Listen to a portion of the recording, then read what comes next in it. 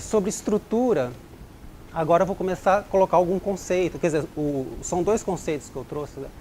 Estrutura, forma, a gente tem, isso aqui é para ficar bem claro, né? A, AB, ABA, ABACA, o que são isso? São partes da música. Então você tem uma música que claramente você identifica, né? Pode ser um refrão de uma música popular, essa letra contrastante, né? Pode, no caso das músicas populares, de uma maneira geral, você tem pelo menos o B e muitas vezes o A de volta, né? Tema com variações, sonata e tema com variações já são aquelas grandes formas, mas a variação, o tema com variações já vai ser, a gente consome, entre aspas, e ouve muito mais do que a gente pensa. Eu já vou falar sobre isso. Tamanho, antes eu quero adiantar esse conceito aqui de Chamber. O tamanho e o número das partes não dependem diretamente das dimensões da peça. Em geral, quanto maior a peça, como uma sinfonia, uma sonata, um tema com variações, maior o número de partes. Mas em alguns casos, eu vou dizer para vocês que em grande parte das músicas, uma peça curta pode ter a mesma quantidade de partes de uma peça longa, do mesmo modo que um anão possui o mesmo número de membros e a mesma forma de um gigante, né? Por isso que quando a gente também estuda música, a gente adora analisar as miniaturas do compositor. Normalmente o compositor tem sinfonia de 1 hora, tem um álbum didático lá pro aluno com pecinhas de 3, com, sei lá, 15 compassos, e aquilo lá diz pra gente quase a mesma coisa em termos de conteúdo do que a sinfonia. Enfim, nas miniaturas os compositores conseguem passar praticamente a essência deles, né? Opa, já vou voltar aqui.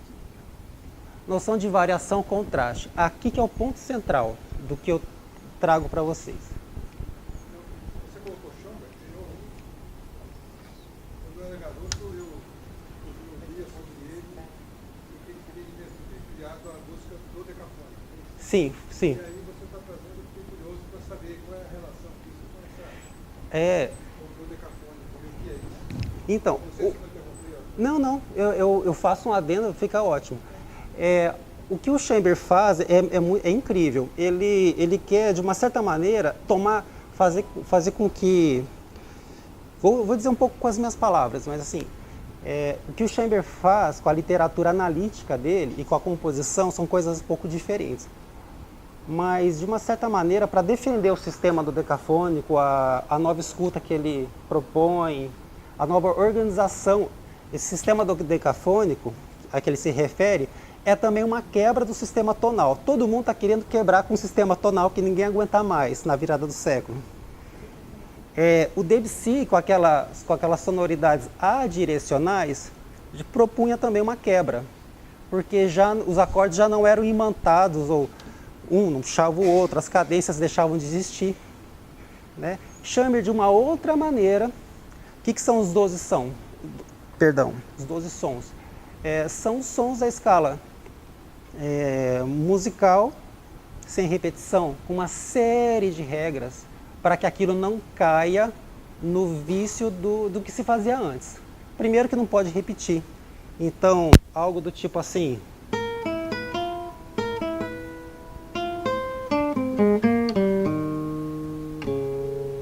Isso é uma melodia do decafônica, mais ou menos. A sonoridade é mais ou menos isso. Só que Chamber também tem a ver com o momento em que ele se torna professor também nos Estados Unidos. Ele vai desenvolver e vai contribuir muito, aliás, para os estudos de uma maneira geral, para a linha musicológica que ele ajuda a afirmar, que é o estruturalismo, com uma análise minuciosa de vários, de clássicos, de Beethoven principalmente. Beethoven é outro também muito cerebral. E aí que tá, ele começa a analisar e a destrinchar o repertório para, de uma maneira, encontrar a relação do desenvolvimento da música a partir do motivo musical que ele vai usar nas composições. Então, ele faz todo esse estudo, também é um momento em que ele associa isso ao ensino do repertório clássico, de uma maneira a provar a teoria dele da Gestalt, a teoria, ele consiga mostrar que dá para desenvolver o material do decafônico dele nas composições? É uma resposta bem sim, mas a relação é essa, assim, parece dois chambers, né? O da música do decafônica e o chamber dos tratados, né? Então é essa mais ou menos o caminho, esse é o caminho. Aí, já tinha passado aqui, né? Esse aqui é o ponto central e em cima desse ponto eu vou demonstrar praticamente o restante do tempo de música. É uma noção dele que muita gente por muito tempo citou na sua tese, eu acabei citando também, porque... Não, e tem vários pontos derivados disso aqui, várias formas de entender como trabalhar com essa questão do contraste, mas olha só, isso aqui parece que pega todo mundo, né? De quem não estuda música até a repetição satisfaz o desejo de ouvir novamente, quem que não vai concordar? Aquilo que for agradável numa primeira escuta e, ao mesmo tempo, auxilia a compreensão. Entretanto, o contraste é útil a fim de evitar a possibilidade de monotonia. Isso ele vai concluir analisando Beethoven, num dos livros dele, Fundamentos da Composição Musical. Novamente, para alunos, cheio de coordenadas para o estudante desenvolver suas melodias, suas músicas e tal. E aí, o que é interessante é que ele meio que desvenda, assim, é como um cientista mesmo que abre o sapo lá para ver tudo que tem lá dentro, sabe? Não que não tenham feito isso antes, muitos fizeram, né? Mas ele traz uma pitada de coerência nas colocações dele que é incrível. Então, como que eu vou demonstrar um pouco de como que se usa contraste em música, como que, né? Tem também uma questão também que é da variação para obter esse contraste, né? Então, quer dizer, satisfaz novamente o desejo, a repetição, né? Entretanto, o contraste é útil. Esse contraste ele vai dizer em outro momento que é através da variação ou então de uma justaposição de material, né? Aqui alguns momentos para poder mostrar. Na música, conteúdo e forma não se manifestam simultaneamente. Aqui ele vai falar de memória. Porque tudo isso é para organizar o discurso de uma maneira que a gente compreenda melhor. Ele está falando sintaticamente para estudantes de música. Mas a ponte que a gente pode estabelecer, creio eu, é completa. Com o semântico, até com aquilo que desperta na gente também. Porque uma música bem equilibrada, ela é absorvida, às vezes entendida em outros níveis, não no nível da consciência, mas você de alguma maneira aquilo te toca, né?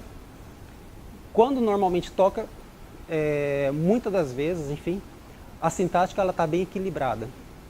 E vou mostrar nas músicas, vou demonstrar em música popular também. Então, na música, conteúdo e forma não se manifestam simultaneamente. E, na verdade, ele vem de uma comparação com a poesia, ele vem de uma comparação com outros, porque ele vai falar que nas artes visuais você já olha e apreende o objeto de uma vez. E na música não, você precisa do tempo, porque é uma arte, no tempo, né? Até que a música não acabe, você não pode dizer é tal forma, né? É um ABA... Não posso ter a consciência que a partir daquele ponto que você deixou de ouvir, ela pode mudar a forma dela. Então, ela não se manifesta simultaneamente. O compositor pode colocar todos os materiais, mas a forma não fica definida.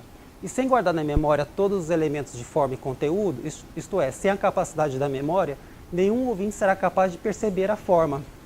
Em consequência disso, tudo em música deve ser formulado de maneira que facilite a memória. Ele está falando também para os estudantes de composição, né? Mas eu acho que isso aqui é uma ponte para tudo que a gente faz, né? Vou tocar alguns trechinhos e vocês vão perceber que várias maneiras de se colocar esses contrastes, de momentos com variação, por exemplo. Tá bom? Como é que tá de tempo? Ah, não, perfeito. É isso mesmo. Ah, eu quero.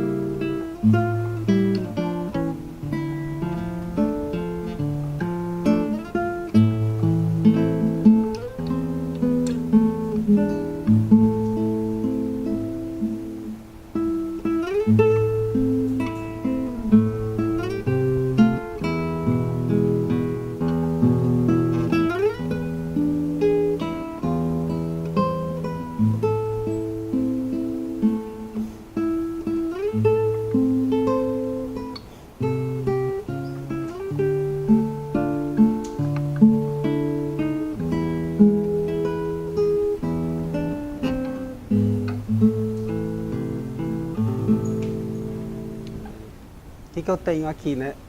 Tema com variações, aquela forma. Eu tenho o tema da música, que é como a gente conhece, o Nesta Rua.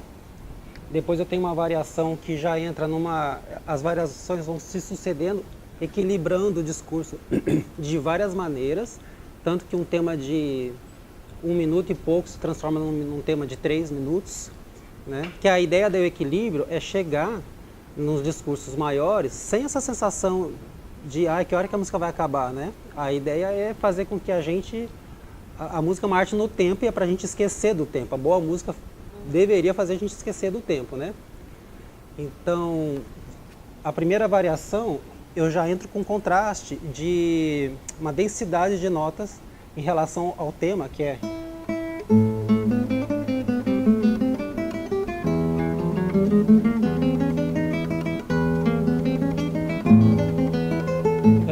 Perdão.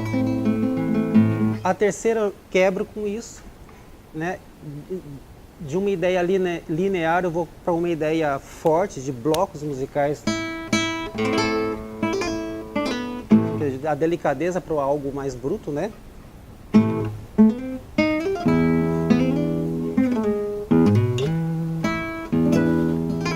Depois da próxima variação, eu quebro com algo que estava dominando até então, que é o registro agudo. Eu vou para o grave. Né? Aí cada um vai estabelecer as reuniões, vai ter as suas sensações. Falar reuniões, estou trocando tudo. As suas sensações. Então, por exemplo, alguns de agora uma parte é mais reflexivo. Parece que teve algo mais enérgico, mais valente, depois mais reflexivo.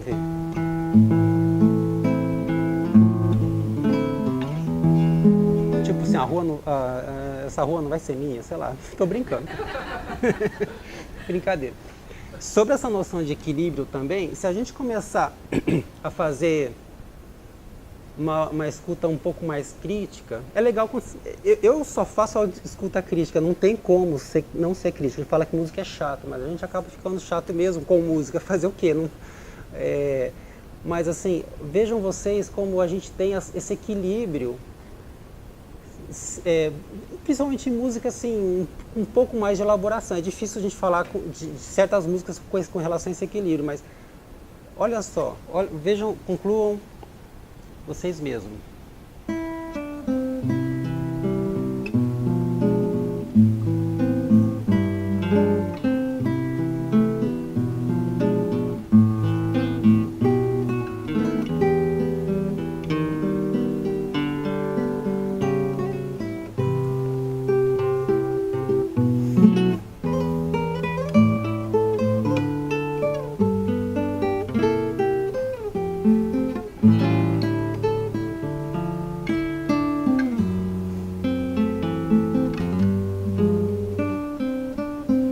Vejam, 3 notinhas de melodia. 3 notinhas, sendo que a primeira é igual à última. Tá, volta pra tá, né? Mi, ré, dó, acordes. 2, 3, 4. De novo. 1, 2, 3. 2, 3, 4. E continua, o motivo musical continua em torno de 3 notinhas, né?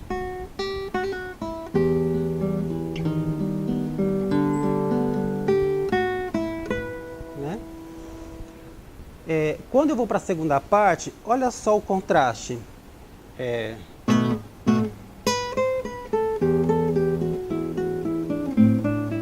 Quantas notas até aqui só? 1, 2, 3, 4, 5, 6, 7, 8, 9, 10, 11, 12, 13, 14, 15, 16, 17, 18, 19, 20, 21. E aí eu tenho uma inversão dos papéis. Olha a harmonia.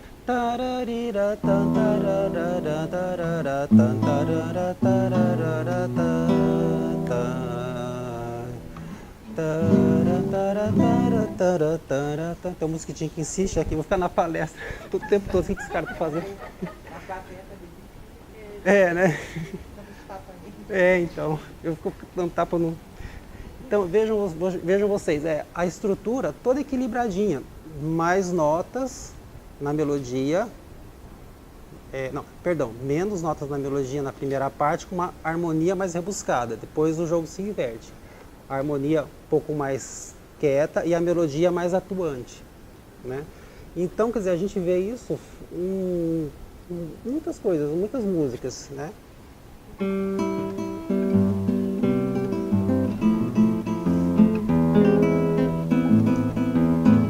Até agora.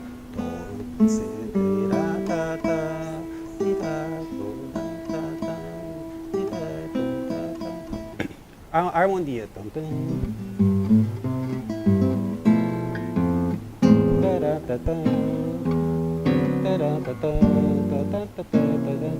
Né? Tudo mais rebuscado na harmonia, em contraposição, né? A melodia é mais simples. Então, sempre que a gente se deparar com o objeto musical e começar criticamente, vai ter casos que a gente não vai encontrar isso de cara, mas a gente vai notando que tem um equilíbrio, e esse equilíbrio faz com que, primeiro, que a gente, de uma certa maneira, a música um pouco mais elaborada vai ter isso, e a gente também, com a consciência de como se dá esse equilíbrio, a gente também consegue ter um desfrute, vou dizer pelo menos mais consciente. Eu acredito, obviamente, que vai ser um desfrute melhor. A gente vai... eu sempre conto a minha experiência com o Bartók.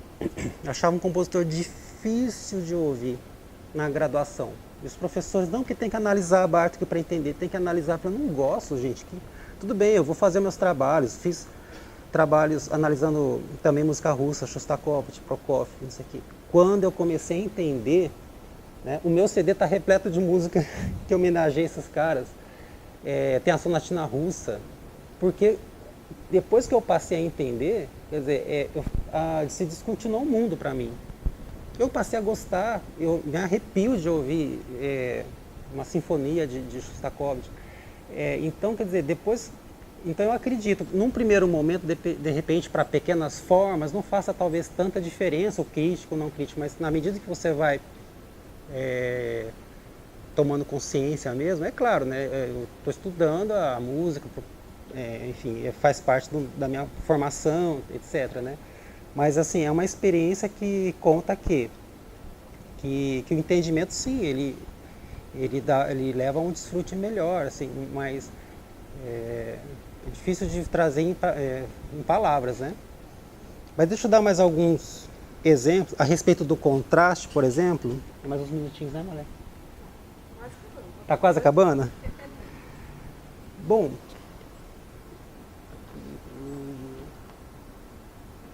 de repente eu toco alguma coisa depois, né? Todo aquele emaranhado de questões musicais faz com que a gente também consiga ter experiências diferentes com as músicas até que a gente conhece. Por exemplo, Xalana, que está lá no exemplo.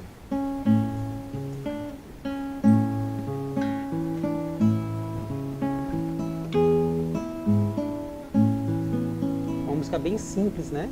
A melodia é simples, a harmonia são 3 acordes, né? Não vai dar tempo de tocar só um trechinho, mas você consegue perceber, gostar, esperar, criar expectativa na medida em que você toma consciência e com a mesma música onde estão inseridos mais elementos também, né? A gente começa a ter eu acho que assim, mais consciência e mais gosto pelo trabalhado.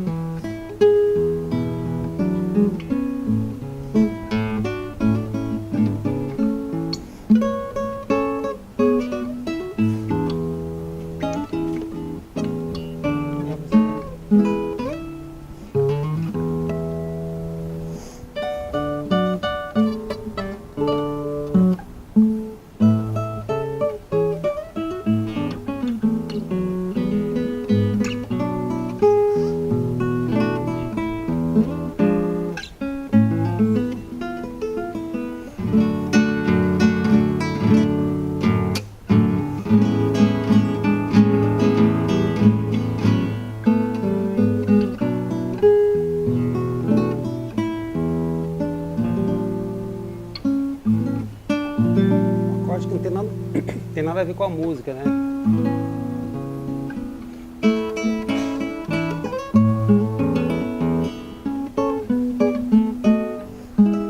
Olha só, a proposição na oitava em que a música está ocorrendo, né?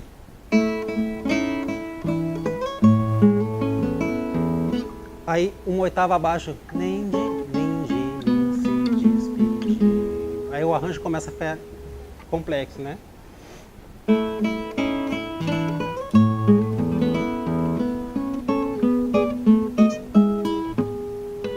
Uma brincadeira. Ela tanto.